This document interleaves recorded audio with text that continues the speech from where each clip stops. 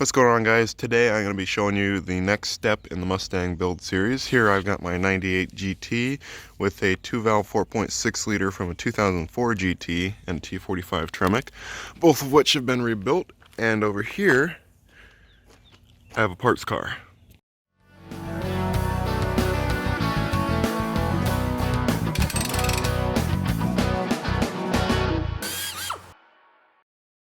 Alright, so I'm going to give anyone who hasn't been following the build a quick little rundown. This car, as I mentioned, has a 2004 GT engine that I rebuilt in the garage. Has all new everything: gaskets, timing chain, rings, rod bearings, main bearings, rear main seal.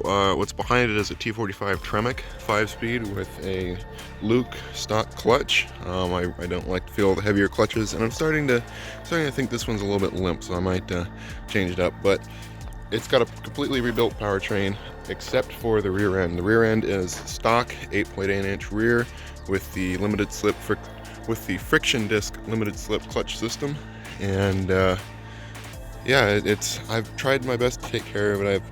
I've put good quality parts on it, and it's all Ford Performance, Ford racing wires, and this manifold here is Ford Performance.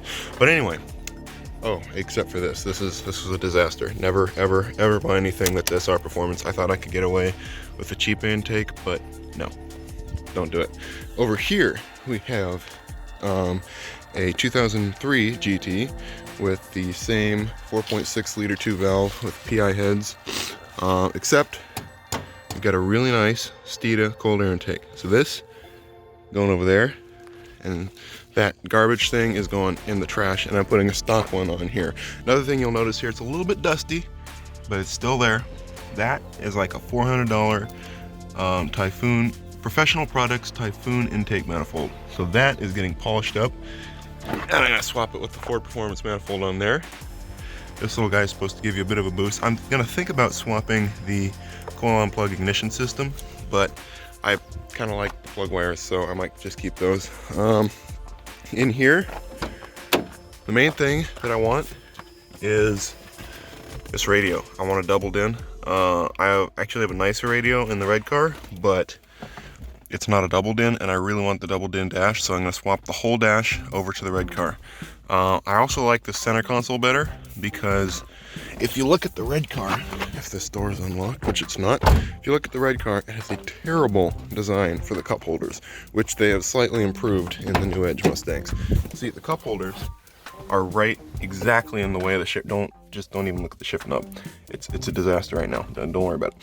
The cup holders are right exactly in the way of the shift knob. So if you go into, like, fourth gear or second gear, you hit your cups, and there's nothing you can do about it. This front one is just useless, and the back one's the only one you can use.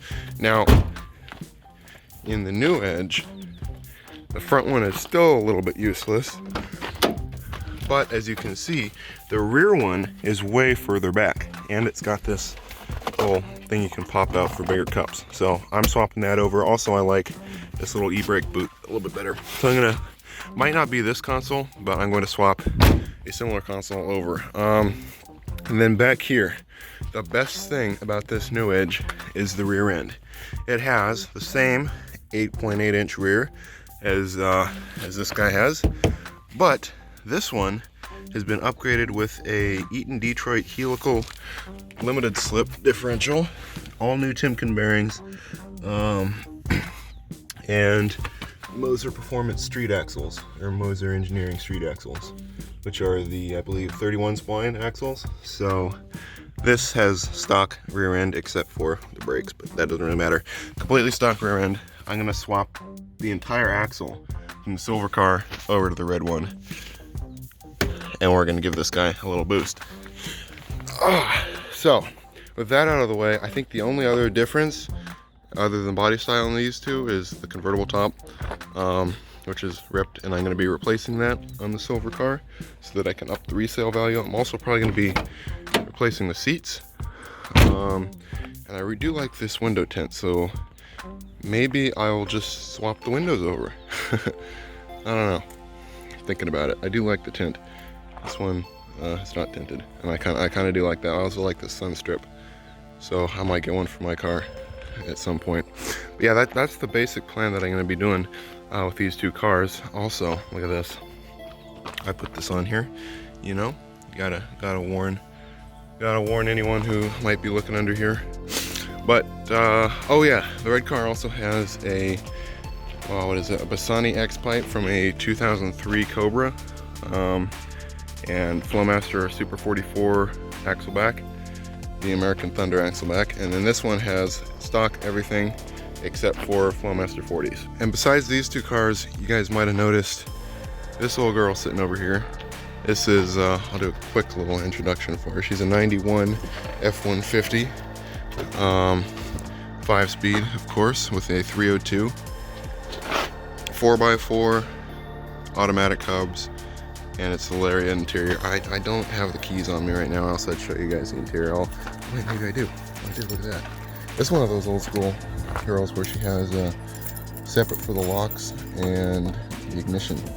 That's kind of cool. My buddy's old Chevy had that. So this little girl doesn't need too much. She's pretty much good to go. I'm just gonna do some cleaning in here. The M50D is in excellent condition. No grinding. She shifts into every gear very smooth. Has 113,000 miles. It's got the dual fuel tank system. Like I said, I'll do a full review on her later, but I'll make some videos of cleaning her up. But just show you guys the goods real quick. These little Fords are a pain. There we go. Yep. 302. Looking a little dusty. Gonna do some major cleanup in here. But yeah, I mean, she runs, man. I drove her down from the Olympic Peninsula down to, what was it, Eugene, Oregon in a day. And of course, you know, she got 14 miles a gallon going 70 on the highway, but she ran just fine. She's a real good old girl. But I'll give you guys more of a rundown on this one later.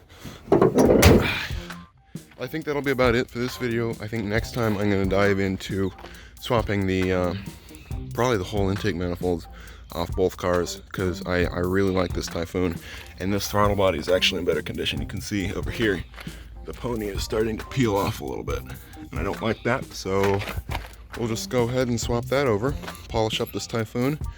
And oh, the other thing I forgot about the silver car, it actually has, you might not be able to see it, but it has I probably can't, I'll cut in a picture. It's got like a $1,400, I don't know how to pronounce it, E-batch, I-batch, whatever it is, suspension handling kit. It also has keyless entry, which is really nice. But this here Prothane suspension kit, which has not actually been installed, so I'm just going to put that on the red car out of from, you know, in the box there. And I'm going to swap the entire suspension kit over. It came with new control arm sway bars, coils, shocks, and it lowered the whole car about 1 inch. So I don't know, it might be kind of hard to tell, but the silver car is 1 inch lower than the red car. So that'll be swapped over too. Yeah, it'll be a lot of work, it'll be a lot of fun, and we'll get to it next time.